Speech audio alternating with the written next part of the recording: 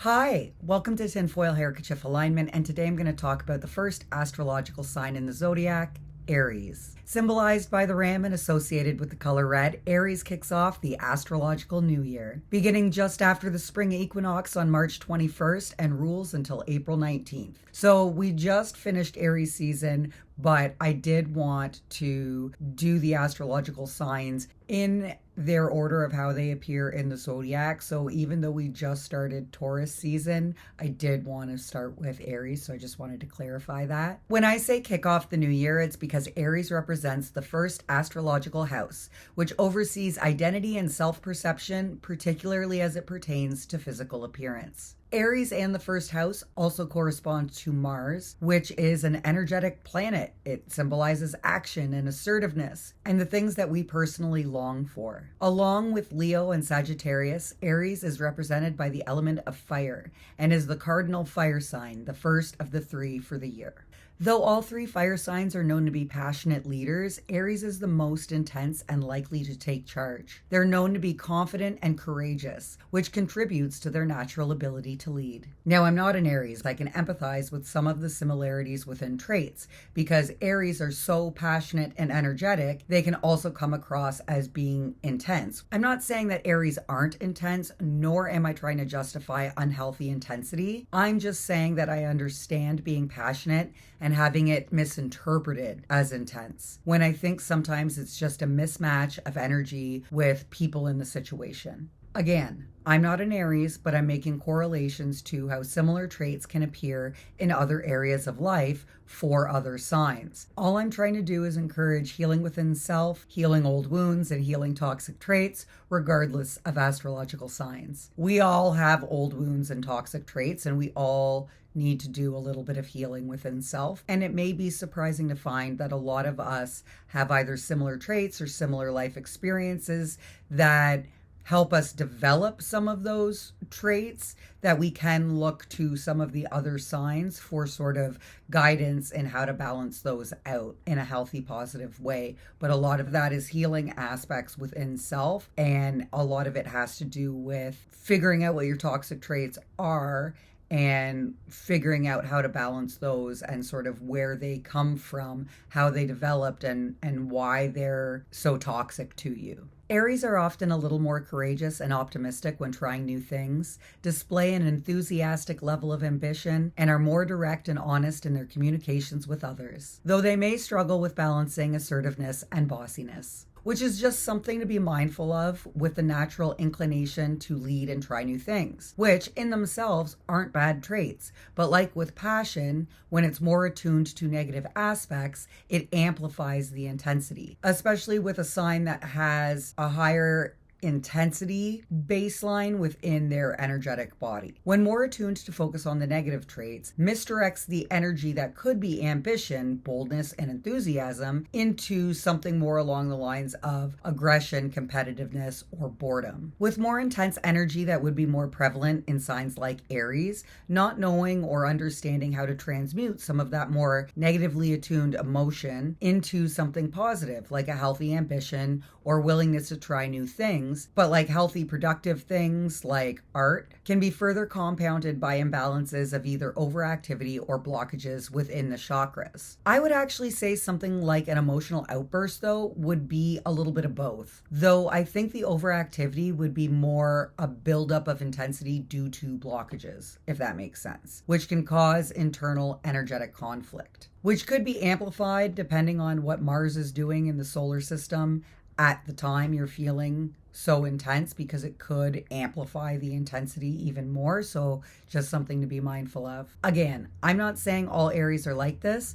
I'm just saying there are certain energetic baselines that they're naturally more attuned to within certain aspects. We all are. And it just impacts everyone differently and with different aspects within self. And that changes from person to person, even within the same astrological signs, based on life experiences. There's a duality to everything. It's a matter of what you attune to. As I've said before, just because something has been identified as an area of weakness within self, that doesn't mean it's not something you can't still improve. And then if you do work to improve it, it's not really an area of weakness anymore. It's just maybe not your strongest strength, but you're stronger in it, that it wouldn't necessarily be considered a weakness anymore, in my opinion. And again, I'm saying a lot of it this way because I also often come across to others as intense when I'm just really passionate about things that others don't necessarily share my same level of energetic enthusiasm in. Like, I'm a girl who likes football. So girls look at me really crazy when I like talking about football because a lot of them don't share the same level of energetic enthusiasm for it.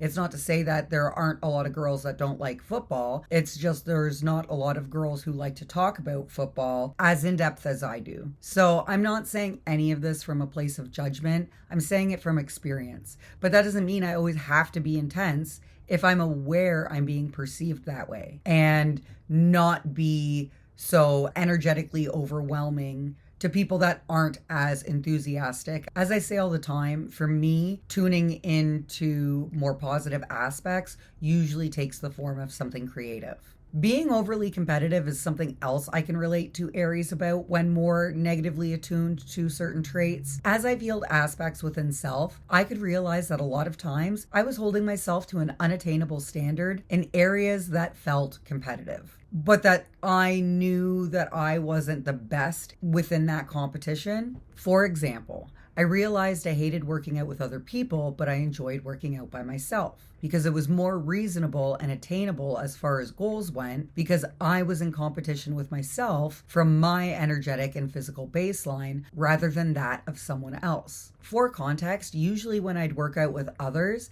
they would be equally, if not more competitive, and often already more fit than I was. It was never going to feel like progress for me competing with them because they already had such a head start unless I overworked myself, which would have put me at a higher risk for injury. And part of the reason I was working out in the first place was to get back into physical shape after a major injury. So to me, trying to get back into physical shape for myself was more important than having someone to work out with or working out to impress or compete with anyone else. I enjoyed working out more when I didn't have that extra layer of pressure and competition, when I was already putting a lot of pressure and competition on myself. So it was at my own pace, and though perceived slower from those who were more competitive with it, I made more steady and noticeable progress, and my body wasn't taking as much of a beating, and I was able to maintain ambition and a lot more consistency to keep making progress with it. I wasn't able to maintain that same level of consistency when I was working out with other people and trying to compete as heavily with them as I was, while not being at the same level of physical fitness, because it was taking much longer for my body to recover. And because they were going so hard, they were also struggling to recover. So as a group, we weren't able to maintain consistency, and I enjoyed it a lot more when I started doing it a little bit more by myself. Still socializing with people at like the gym and stuff, but I wasn't working out with my friends that I'm known to compete with and they're known to compete with me, kind of thing. Since many Aries, or those with highly aspected Aries traits, can display such a fiery passion, if that energy builds up without knowing how to transmute that into something healthy, it can boil over into outbursts. And those outbursts can be aggressive, but it also just depends on how negatively attuned you are. I personally think it's more of an overexcitement or frustration thing in not knowing how to transmute that intensity of the energetic buildups. I also think that overexcitement would also be indicative of overactivity in the root chakra, while frustration would be more indicative of a blockage. Sometimes I think it could also be the pressure of being the natural leader at times when they themselves feel like they're in a moment of needing guidance or support and being too proud or too afraid of looking weak to ask. Especially if others feel confident enough in an Aries competence as a leader, other less confident people will naturally defer to them when someone is needed to take charge of a situation. And while that can be validating to an Aries confidence, it may also cause conflicts with self-worth in situations where they don't feel equipped or confident enough to step into that role, or feel like they have the knowledge or guidance that are being sought from them. So that can either be in the form of a blockage of being unsure when to step up and when to let others take the lead role, or more as an overactivity in the form of arrogance. It's about whether or not you expect them to defer to you and how you react if they don't, kind of thing. If you're just kind of like, whatever, is someone else gets a try this time, then that's not arrogant. That's more of a healthy balance. But if it's usually you and then one time it's not and you freak out about it, that would be more of a indicator to be more negatively attuned towards arrogance, but again, something that can be balanced and worked on within self. Though level of confidence does influence our perceptions of self-worth, I personally think these are distinct things. I think confidence is a component of self-worth, but self-worth is what builds confidence more than confidence builds self-worth, in my opinion. Sometimes when you're comfortable or used to taking the lead, find things easy to learn, or find yourself naturally good at things, it can be easy to be more attuned to arrogance. Then, sometimes, if you're not naturally good at something or someone else gets to lead, it can be more internally intense, which would be amplified with a sign like Aries, who are more inclined to a natural intensity and feeling emotions deeply to begin with. So it's more likely to feel like a harder blow in a negative way in terms of impact to self-worth, in times where they're not the first one to be picked, or they're not deferred to be the leader, or who isn't asked first, kind of thing. And that's where I think the competitive nature of Aries would likely become more prevalent. When they take the lead, they're competing with themselves, though that can become arrogance if they don't feel like they're being challenged within the competition that they feel like they're in. Because they're naturally competitive, I think they would be more inclined to struggle with managing emotions if, for example, someone is given a leadership role over them. Then I think they can get intensely hyper-focused on competing with someone else, which can also bring out their impatience, which would be shown through having to wait their turn, so to speak. That can also look like getting frustrated with the learning process or the time it takes to learn or achieve something new. Chances are, and this is just a tinfoil handkerchief theory on my part, it's that impatience that I think would also make them more inclined to take rejections more personally, because they feel rejection more intensely. Though that would become less of an issue or not be as emotionally or energetically impactful by improving self-worth. I would say that would also primarily be indicative of a root chakra imbalance, but there would also be aspects within the heart and the solar plexus that would have some sort of energetic imbalance as well.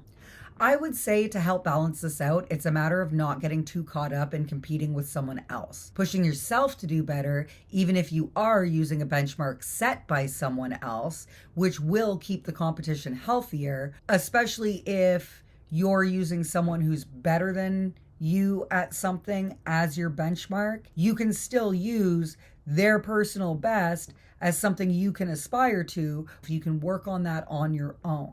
That way, less of yourself is thrown off by the performance of someone else, while keeping a healthy perception of yourself, which could help maintain internal personal balance, and the intense aspects would be more energetically calm as your natural baseline once you heal those aspects within self. In the zodiac, Libra is the opposite sign of Aries and has a little more balance in these same aspects.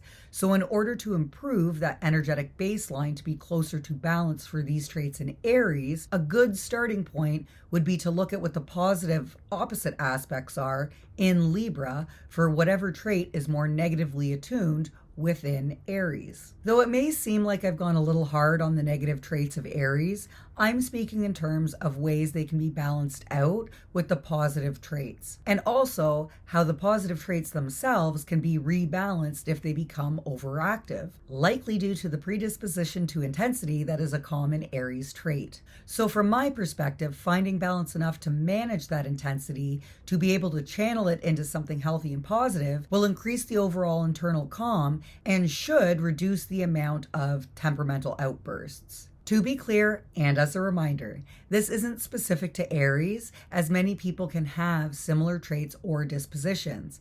I personally feel like those traits can be balanced out with balancing chakras and finding a healthy vibrational flow within our internal energetic bodies. I do admire the directness and honesty found in many Aries. Like I said earlier, my level of intensity can be misinterpreted by those who don't understand what I'm being intense about. And I can also be very direct and honest in a way that can get interpreted as intense or more confrontational than it's intended. So those with these Aries traits have closer to my level of energetic enthusiasm for directness and honesty as I do. But like I said, I appreciate direct and honest communication and experience a similar level of frustration with those who don't. I'm usually perceived in a similar way for expressing such, which can also look like being honest to a fault, which is also something I've had to learn how to balance within myself. For me, that was learning that lying isn't the same as being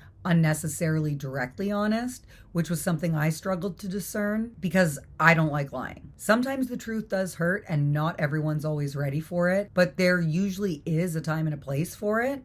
And without balance in this aspect, it does become lying by omission, which is a negatively attuned trait, whereas honesty is more attuned to the positive. But like I said, I've personally had to learn that there's more of a time and a place. Just by learning that helped me to rebalance that aspect a little bit more, because it's more impactful being direct and honest when you're not being perceived as being overly critical than you are just being seen as intense and confrontational. I try to be more mindful of it now so that maybe it's taken as more of a consideration and not being perceived as I'm judging other people. My goal is constructive criticism, and I'm not going to lie and tell you something's good if it's not, kind of thing. Being intense in these similar traits would also bring out the competitive nature. Learning to balance and heal those aspects within self makes sure that competition stays fun, and the intensity would be channeled more into competing with self than with others. Though in my opinion, sometimes it's important for those more attuned to a competitive nature, are more familiar with winning, or are quick learners, to learn to be appreciative of worthy competition. If I'm beat by someone better than me at whatever we're competing in, what's there to be mad about? What can I learn from that to do better next time? Sometimes healthy competition is about wanting to compete at a comparable skill level, where growth can even come from not being the winner. Though it's nice to be the winner, that can be a healthy goal as long as you don't get obsessed with being the winner, especially to where you're so obsessed with winning, it becomes less about the competition based on skill and more about winning just for bragging rights. Maybe comparable skill level is a better way to phrase it than worthy competition. It's more about competing against the best match for your level of knowledge or skill in whatever aspect you're competing in. There are a lot of ways in which people can compete outside of actual competition. Like, for example, with social media, a lot of people look at other people's social media and they say, oh, look at the life they have. I want a life like that, right? So they start kind of like wistfully competing for that, where it's less focused on their life because they're spending their time looking at what someone else has going, how do I get that? Rather than, what do I have within my own life, point where I feel content with it, without basing the validation of how well my life's going on the perception of how I see someone else's life. Because again, some things aren't always as they appear. You know your situation, so you might as well just focus on yourself and competing with yourself. But it's more about competing against the best match for your level of knowledge or skill in whatever aspect you're competing in. And you don't have to hold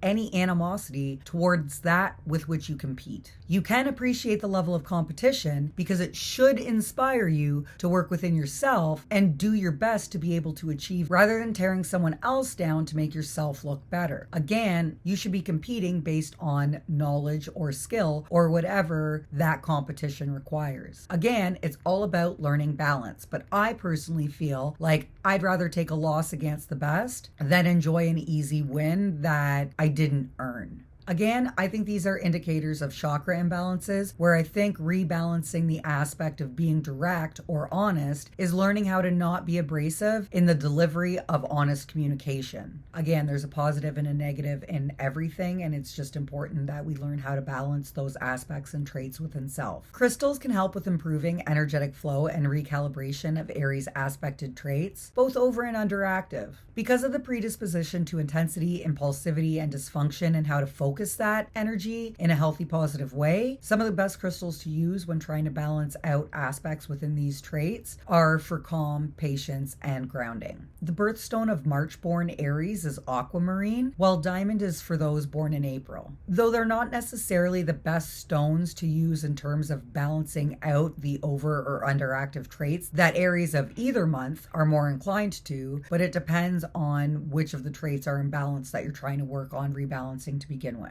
Aquamarine does have an effect of calming internal peace and contentment, and diamond is more for clarity, strength, and prosperity or success. Clear quartz is more cost-effective than diamond is, and it's good for cleansing out negative energy and stimulating or amplifying energetic flow within the body, but it's a very good sort of cleansing stone. Amethyst can also have a calming effect on intensity and stress levels if there is an overactivity in this aspect. I love amethyst, and I have this amethyst heart I actually really like too because of the point on the bottom.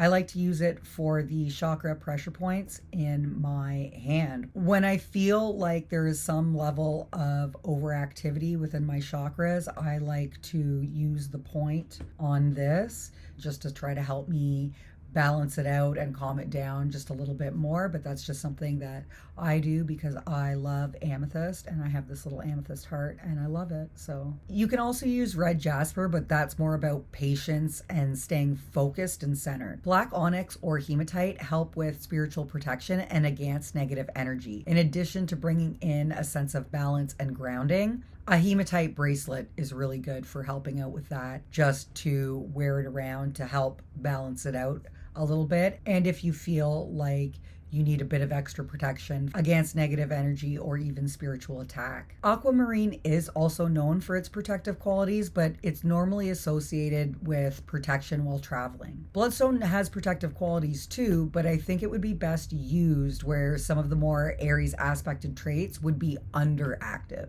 If there is underactivity you're trying to give a boost, then a stone with a more calming effect like amethyst isn't going to help as well or as perceptibly as more energetic stones like carnelian, which can help boost motivation, or citrine, which can help improve creative and cognitive flow. So I hope you've enjoyed this overview of some of the traits for the astrological sign of Aries and how those traits can be better balanced out by healing aspects within self and improving function of our chakras, as many Aries traits correspond to the root chakra, but it's all connected internally. So the healthier the flow in one chakra, the better the flow in all of the chakras. If you're interested in booking any energy healing services or tarot or oracle readings, check out my Etsy shop or become a member on Patreon with multiple membership tiers to choose from. Or check out my other YouTube channel, Tinfoil Handkerchief Tarot, for general collective readings. Until next time, keep the peace.